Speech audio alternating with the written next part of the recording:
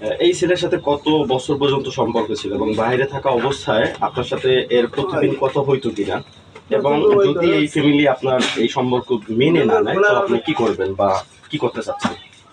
আমার 16 বছর ধরে সম্পর্ক। বিদেশ থাকতে বলে সে আমার সাথে কথা বলছে, আমার বিয়ে করবে সে প্রতিশ্রুতি দিয়েছে, আমার এখনো হোয়াটসঅ্যাপে সেগুলো লেখা আছে।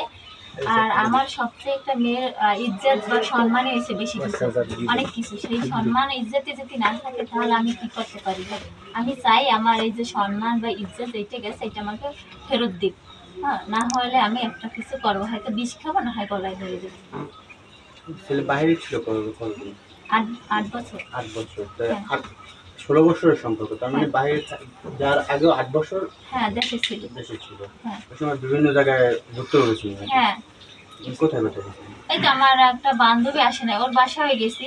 ও আমাদের বাড়িও গেছে ও অনেকবার। তারপর ও যখন ভান্ডারিয়া চাকরি করছে তখন আমার বোনের বাসায়, তখন বাসায়ও গেছে। আপনারা কি একাত্রে রাত্রি যাপন করছেন কখনো? না,